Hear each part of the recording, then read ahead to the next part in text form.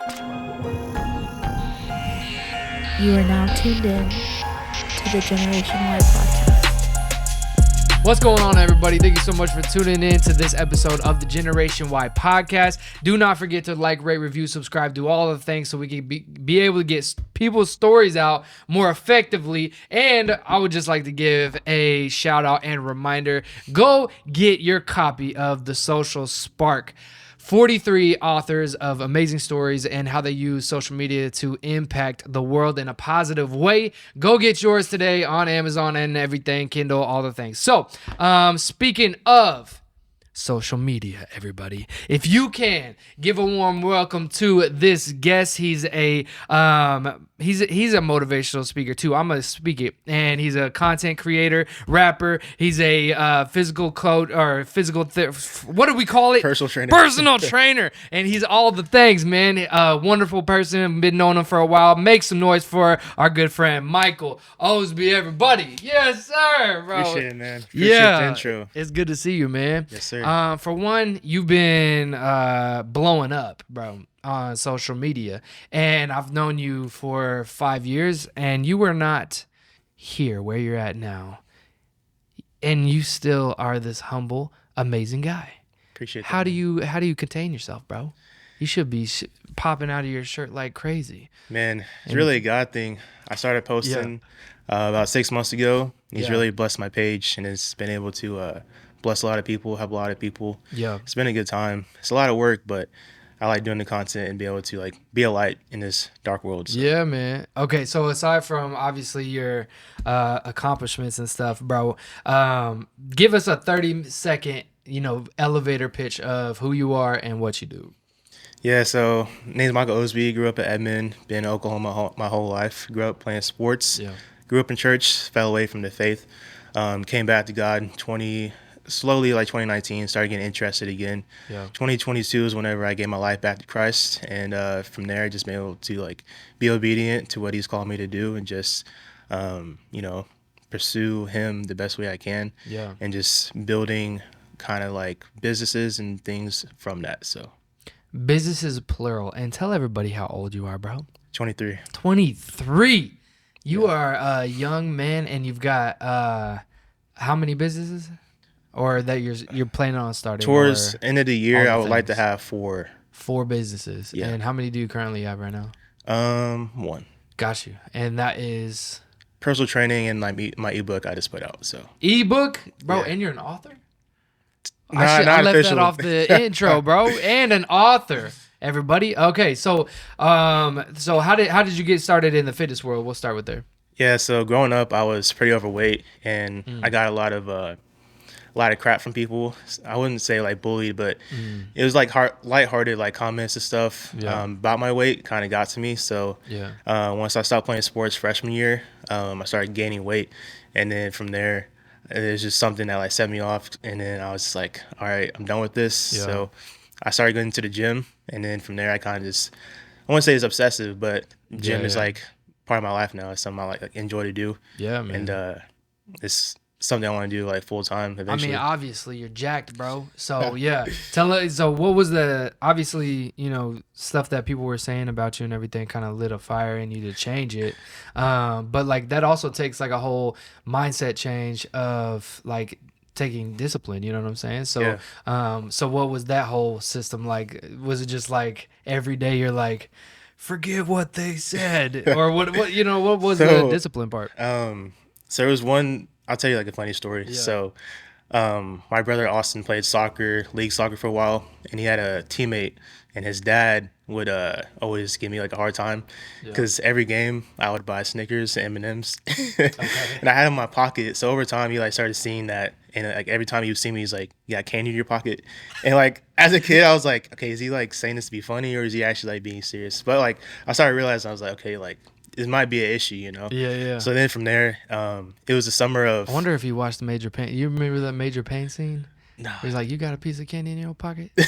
No. Oh, bro. I need to go see that now. Yeah, you need to go watch. It's an oldie but a goodie. Anyways, go ahead. Sorry. So fast forward to freshman year, I stopped playing football, stopped playing basketball. Yeah. So the summer going into sophomore year, I was like 210, 215. So I decided to just I didn't know anything about fitness at the time, so I learned everything from YouTube. So I really just Yeah. like started running like 2 miles a day. I was eating chicken, rice, broccoli strictly, and over the summer I was able to lose like 40 pounds. So when I got Dang. back to school, started sophomore year, like people didn't recognize me. Even my basketball coach is like asking my mom's like, "Hey, is Michael good? Is he sick?" Is Like, he sick? No, literally. So I That's like lost a crazy. bunch of weight super fast, and then Yeah, I was yeah. like pretty skinny. I was like 160. So then I'm like, all right, I need. Wait, so you went from two what? It was really like 210 to like 160 in Dang. like the summer. So That's wild. from there I was like Congrats. pretty skinny, and then I Yeah. started like going to the gym, started lifting, Mm, started in like powerlifting. I never competed. I just like lifting heavy, yeah. and then incorporated bodybuilding stuff. Now I like to do a bunch of like different stuff like cross training and Yeah. CrossFit and high intensity interval training and stuff. So That's crazy. yeah. Okay. And so how was that even like the discipline side of it? How did you gain obviously the knowledge obviously from YouTube and stuff, but like how did you know what started working for you? It was really when I started seeing like results that gave me Yeah. like the drive and discipline to continue to do those things. Yeah. But also, I think I got discipline a lot from just playing sports growing up, like just being part of like a team setting and like being there from like teammates and stuff. Yeah. And like waking up early for practice and stuff. It was just something that was already kind of like something I was already doing, like waking Yeah. up early, going to the gym, because I would go before school like 5 6 a.m. To go to the gym and stuff. So I think it was something that was just over time I like kind of built, and it was just the perfect timing, really. Yeah, definitely. And then you graduate, and Mm-hmm. then during your college years, you say you have a little fall off of Yeah. the walk, I guess, And so, what was that? What was that journey like? You just getting caught up in the college experience, I guess, or what? Yeah. So I guess I could tell like my testimony. It's kind of long, but I'll try to shorten it a little It's a bit. podcast, baby. We got time. Yeah. So growing up, I grew up in church, went every Sunday. But when me and Austin started playing sports, we had like tournaments on the weekend. So slowly started missing like Sundays, like missing church. So Yeah. a year turned to like 3 years to 5 years. And like I really didn't go to church for 10 years, but I still called myself a Christian and wanted that label just so if anyone asked me like what I believe in, I would just say Christian. But I live like everybody else. But growing up, I was naturally a good kid. Like I didn't get into trouble. I didn't smoke, drink, party, do any of that stuff. Yeah. So in my mind, I was like, I'm a good person. I'm gonna go to heaven, but not understanding how salvation works, Right. So once I got to college, I started doing all those things, parties, girls, drinking, all that stuff, and it kind of just hit me one day. I was like, man, if I were to die right now, would I go to heaven? And I was like, probably not. So from there, I started getting like interested again. And that's whenever Drew started his like Bible study. My friend Drew Pearson, shout out to him. He's a OG on the podcast. It was probably like top yeah. first 10 or 20 of people. Yeah, he's hilarious. Yeah, go ahead. So he started his Bible study. That's whenever he was coming back to his faith and stuff.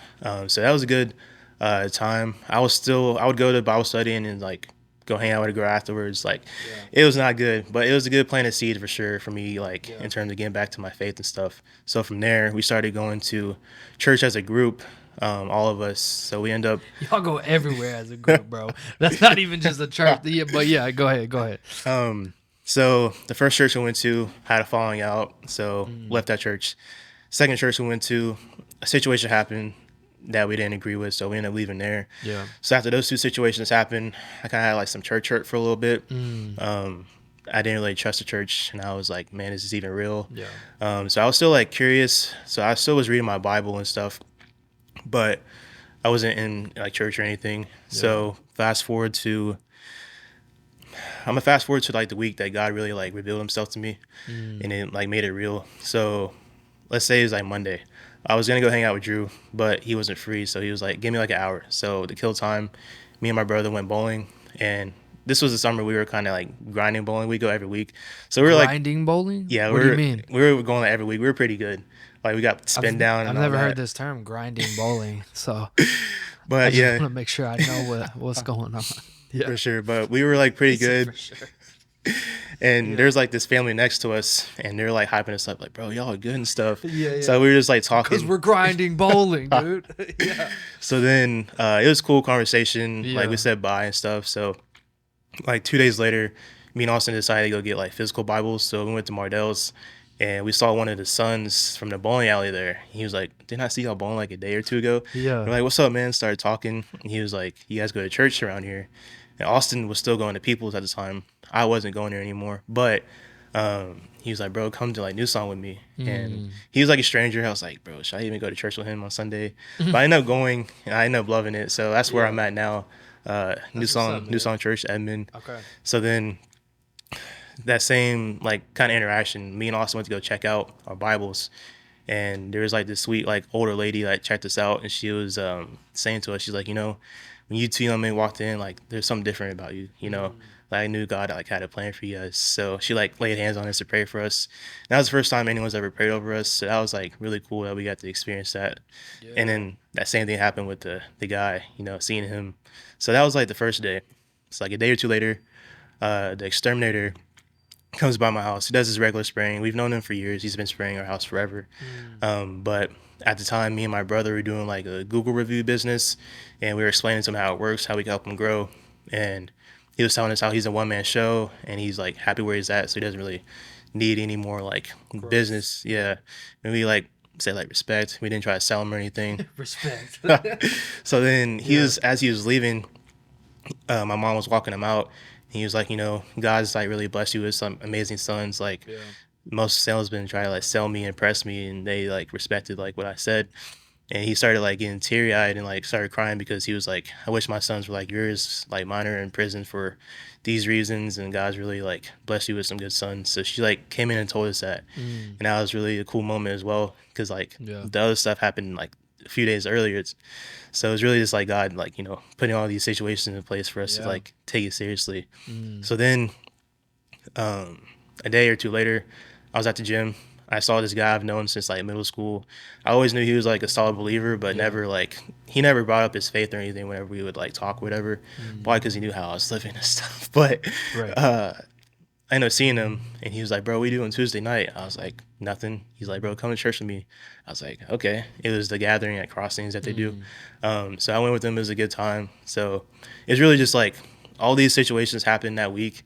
It was just like I can't deny it anymore. Like God is wanting me to come home, and like I can't deny His power anymore. Yeah. So that week happened, and then I started getting plugged into the church, started serving, started like meeting people, and then my church had a men's retreat in November of that year, and this is really like the moment that like got me. So it was like the last service because like growing up, I didn't go to like any church camps or anything. Like I didn't know what to expect. I kind of just like took a leap of faith and like went with Austin. But we ended up going. It was like the last service. They had us all go to the altar, like kneel down, put hands on each other, and like people were just praying. And like that was the first time I had like the Holy Spirit like overflow me with like love, and I started weeping. And like growing up, I didn't even like cry that much. So it was just like. I was thinking to myself, like, am I soft? Like, why am I crying? Why am I crying so hard right now? But like, I'm a grinding bowler, dude. But yeah, that moment was just like that was life changing because like I knew God was real and I knew He was like alive still, but I never actually like felt it. So that moment, so like that was a big turning moment in my walk with Christ. And after that, me and Austin got baptized like 2 weeks later, and then since then it's just moments God's just shown up in my life, and that's dope. He's so good. That's what's up, man. Okay. And then how do you actually I got a question before I get into that. So you're usually like people kind of go through a season of like either trying to figure out life or anything like that, and what made you kind of gravitate toward that experience of like drinking and you're talking about girls and stuff and all that? Where was it like a void feeler, or was it like trying to you know what I'm saying? Because like even for me, whenever I went through a lot of whenever I go through some of my depression and stuff back in the day, I was like kind of coping with certain things and doing it in certain ways. So I was like so it's like what was that for you? Like it was definitely a void. So like I was saying earlier, I grew up, I was like pretty overweight, and I was also shy. Like I'm naturally like introverted. I can be extroverted when I need to be, but I wasn't comfortable talking to girls till I was like 19. Like it was bad. And then being overweight didn't help that at all, my confidence. So once I got to college, I've already been lifting for a few years, and then I got like comfortable with talking to girls just by hanging out with them. Yeah. I started getting prideful because I was like, oh, now I can get girls, Mm. which is not the mindset to have. But Right. I was pretty much like, since I didn't have it all my life, I've seen all my friends have girlfriends and stuff. I was like, well, You're like, this is what it took to yeah. get girls. So Okay. I went through like a 6 to 8 month phase of just, Right. stuff I shouldn't have been doing. Yeah. But man. it was a void thing. Just Right, like right. seeking attention and stuff. Right. Okay. Yeah. Well, that makes sense. That makes sense.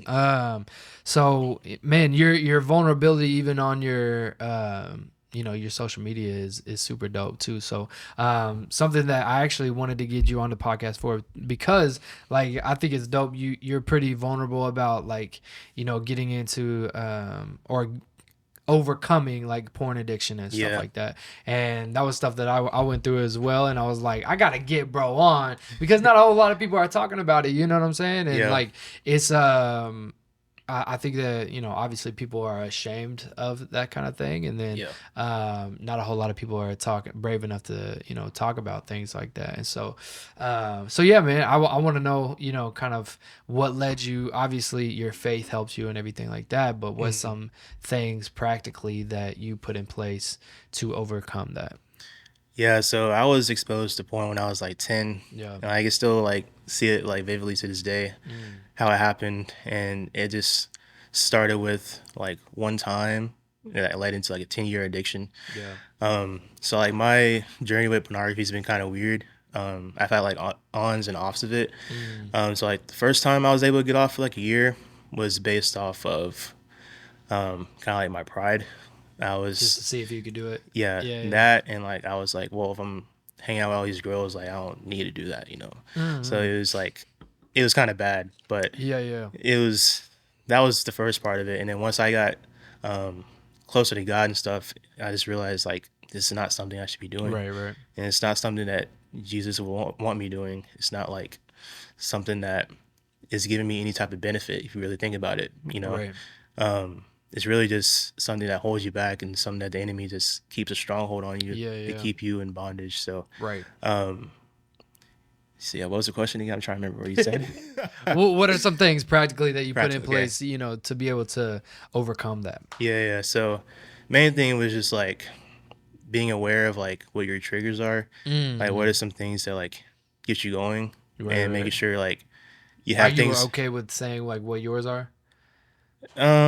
I mean, it was just like a certain Mine was scrolling through social media too long. You know what I'm saying? Like yeah. I'll be getting in that bored mode, and then you're just like scrolling. That's it's like, that's you know what I'm saying? It's like that would be. That's the biggest thing. Is like you really be chilling sometimes. Something just like pops up, and you're just like, then it just leads you to doing it. So it's like social media can be good, but also like it can be terrible. And that's also something that I was gonna ask you too, because like you're blowing up on social media, so it's like. At the same time, you know what I'm saying? You were going through your college experience of like, hey, this is getting attention from girls and like all that kind of thing. And now you've overcome that. And then this whole social media thing is probably a whole new hurdle that like maybe a whole new level of attention that you're getting. So it's like, how do you manage that too? Yeah, for me, it's really just like, although it is like I'm getting a lot of attention and stuff, like DMs from guys and girls and stuff, it's really just remembering what I want in terms of like my future, and like I always think about like my future family and wife and stuff, and it's like what I do now will affect that later. So it's like, is it even worth it to entertain respectfully someone that's like not even in my same state? Like girls from other states like say something on, it's like, is this even worth like entertaining at all if it's I'm not gonna do long distance. I just don't think it really works for a lot of people. What if your wife's low-key from like New Jersey or something? We'd have to find a time to meet. That's true. That's what's up. So back to like the things you can put in place. Social media, it's hard because like, you can put like restrictions and stuff on your page, but stuff will still come up, and it's hard unless you just actually like delete it. But social media was a big one, so like for a while I had to delete social media, probably like 6 months. Super beneficial. Like the whole 6 months you didn't have it at all? Okay. Wow. It was super beneficial. Was it like certain ones or just like all social media? Like Facebook, really it was Instagram, just all that. It's really just Instagram. Okay. The rest of them, I'm not really on TikTok too much. Yeah. Snapchat, I was already done with that. Snapchat is whack anyway. There's no point for Snapchat, especially if you're over 20, in my opinion. He said if you're over 20, yeah, okay. Yeah, Got all you. you're doing is sending like pictures of you doing nothing to each other back and forth. I don't think there's any point to it. Right. So I deleted that earlier on. Yeah. But yeah, social media, I deleted for 6 months. Yeah. It's really because at the time I was like pretty addicted to it because I think that Yeah. was during COVID and stuff. Like there's nothing else to do. Who wasn't? You know, Exactly. back in the day, yeah. But yeah, so I deleted it, and I like say from back that, in the day, that's like 4 years ago. Yeah. I got back on it, and it wasn't really an addiction anymore. I had more control over how I spend my time on it. Right. But social media, and then just like anything that you usually go to in terms of like how you access it, pornography, delete it. So like I wouldn't go on like Safari. I downloaded a third party app to like look at it. So if anyone looked at my phone, they wouldn't find it. So I made sure like I blocked the app, couldn't use it anymore. And then also, Dang, you got creative with it, didn't you? yeah. Hey man, That's when it's an up. addiction, bro, you do anything. You know? Right, that's facts. So, also had like accountability partners. So like Yeah. all the guys like Drew and other people in the friend group, like we would come together and be like, hey, like how you been doing on this? So Yeah. having guys or people around you is like super important because it's hard to get through it on your own. Like, Yeah. that's with anything. Definitely. But having accountability partners for sure. Yeah. And then just like some other things I've learned from this last year helping other people is just like not having your phone in your room at night. Not looking at your phone like an hour before bed, like reading scripture before bed, praying before bed, stuff like that. Yeah.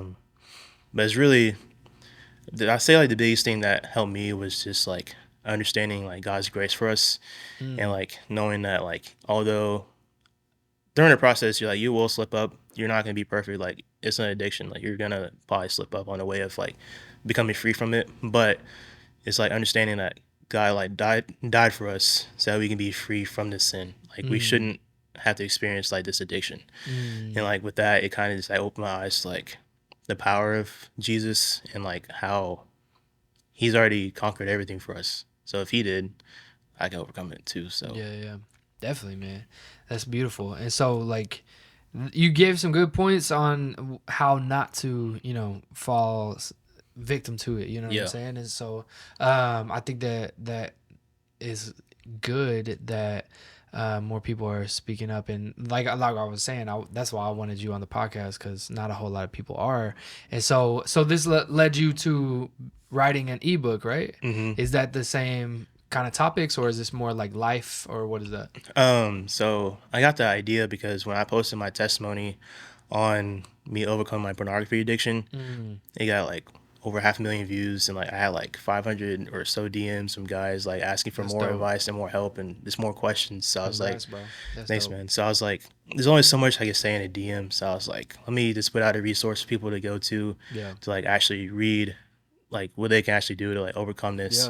So that's what like kind of sparked it. It's like a 33-page PDF. You just download it. You can get through it in like one sitting if you want to. But at first I just like tell my testimony and stuff, but then it goes into like practicals, ways to like routines and stuff you can implement in your life to help you overcome it, but also ways to like, read scripture and like different verses that could help you with this and like ways to really lean on God mostly for this addiction because we're not able to do it in our own strength. Like you can try it, but you're gonna keep falling. Yeah, man, definitely. I think that's really important too. Is like your people that you have around you holding you accountable, because especially if like your people that are around you and closest to you know that you struggle with it. I think that's a problem. Is like not a whole lot of people tell people like, yo, I'm currently dealing with this, or I'm currently struggling with whatever. And that could go with anything. That could go with anxiety, depression, addiction, and anything. And a lot of people, you know what I'm saying? Like, because I see that too.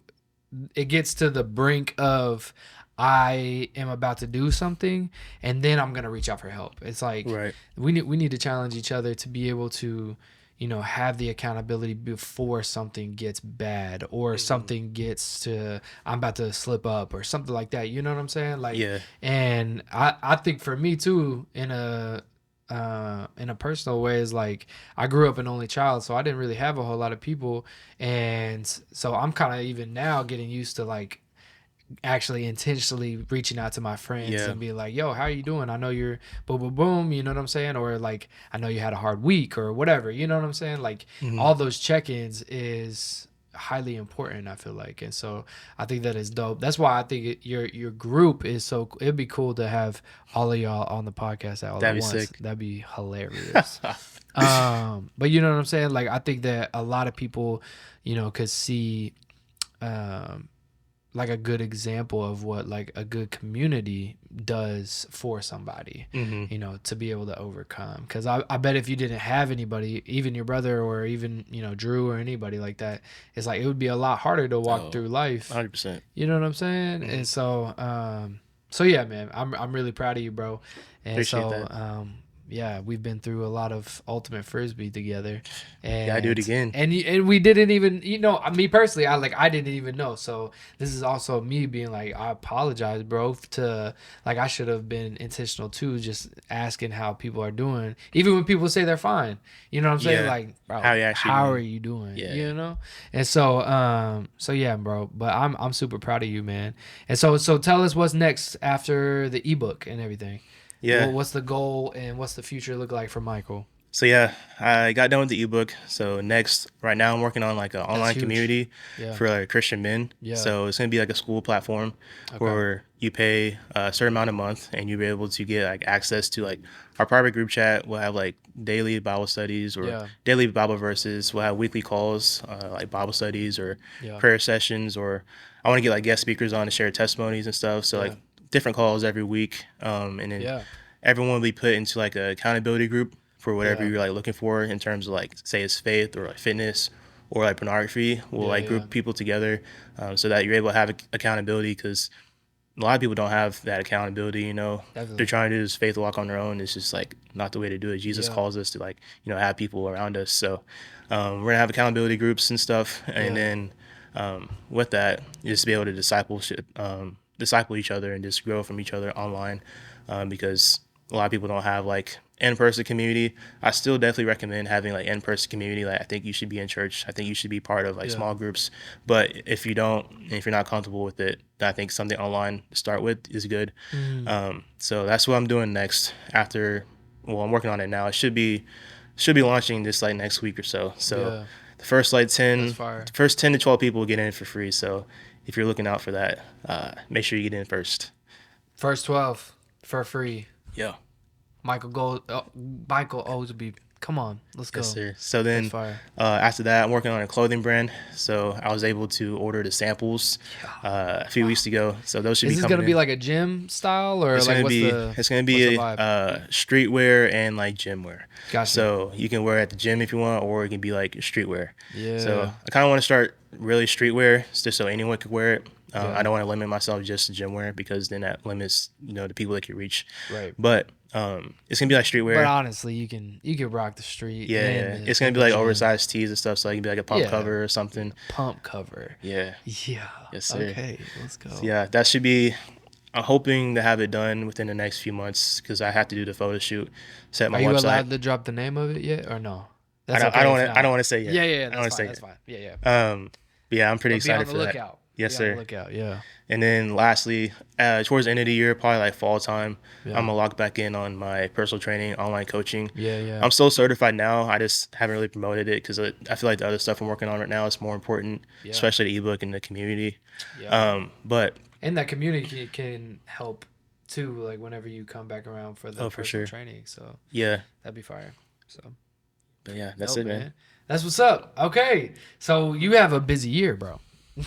Yeah. Tell us about even the content creating side. Who's doing all your? Do you do the video editing and all the things too? Yeah, I do all of it. I do the Nice. recording, editing, all that stuff. It's just me right now. Yeah. Like you were saying earlier, you have a team and stuff, and you're figuring out how to manage all those Wow. people. So do right it, now yeah. it's just me, and it's like still a lot. So I'm like, eventually, if I do have a team, Oh yeah, that's I see what you're something saying. that'll be Yeah. like a lot more work. But Mhm. yeah, I'm like a server right now. I'm just working at a restaurant, and then Yeah. I'm in a few classes for school, and then I'm doing content as well. Yeah. So Bro, yeah, I wish yeah. You this time that you got right now, bro, is so important. And you're low key like light years ahead of so many people that are your age, because like you're starting now doing the things that you love to do, you're passionate about, and you're building that. And so like I just want to say that I appreciate the work that you put into it, man, and everything that you're doing, because you don't see a whole lot of people that are actually putting in the work at this time. Yeah.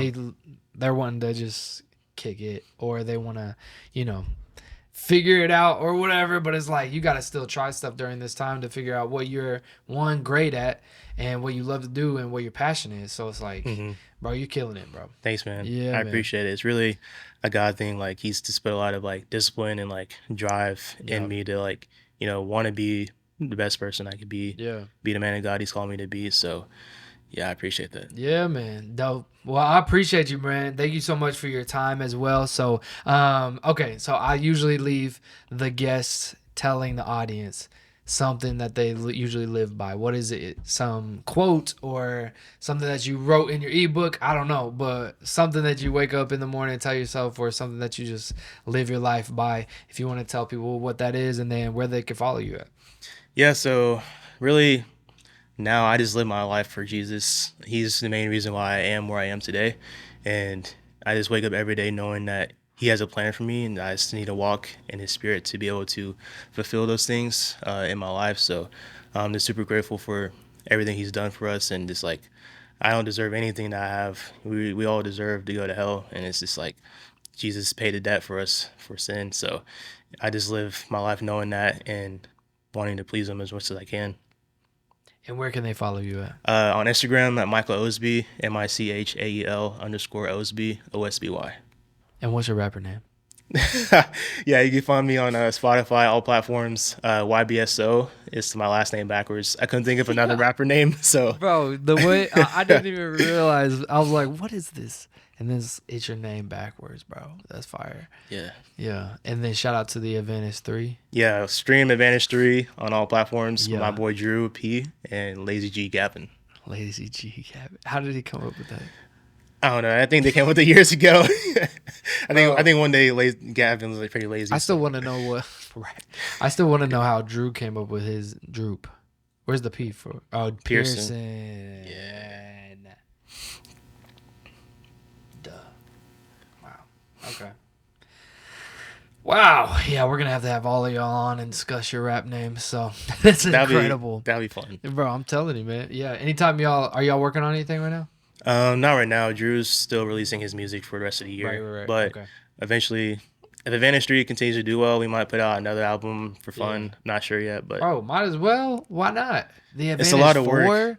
You should throw another one on there. Oh, you did it because of the people that are on there. Oh, okay. But yeah, it took like I us. thought it was like a series. Never mind. Okay. Well, Advantage is a series. So like the first two were like Drew and like KJ, and then Advantage 3 it was like me, Drew, and Gavin. So Okay. we can keep the series going. It's just like we don't know yet. Gotcha. But yeah, Advantage 3 like we worked on it for over a year, so it's like it's a lot of work. Yeah, Although yeah. it seemed like you can just like put it together. Oh yeah, it's a for lot of sure. work. So I feel you, man. Yeah. Okay, that's dope, man. Well, let me know if you need a feature for Advantage 4. bro, we need to get you on a song. Bro, that'd be fire, Yes, dude. sir. That'd be crazy. Okay. Bro, thank you so much for your time, man. For real. I'm super proud of you, man, and you're killing it. And keep doing everything that you're doing and keep doing it with passion, bro. So Yeah, thanks for having me on for the Yeah, opportunity. Keep doing what you're doing with your nonprofit and stuff. thanks, man. bro. Appreciate it. But yeah, thank you so much for tuning in to this episode of the Generation Y podcast. This is Michael Osby. I'm Jordan Miller. We're He's Advantage 3. Generation Y. Thank y'all so much for tuning in. We'll see y'all next time. Peace.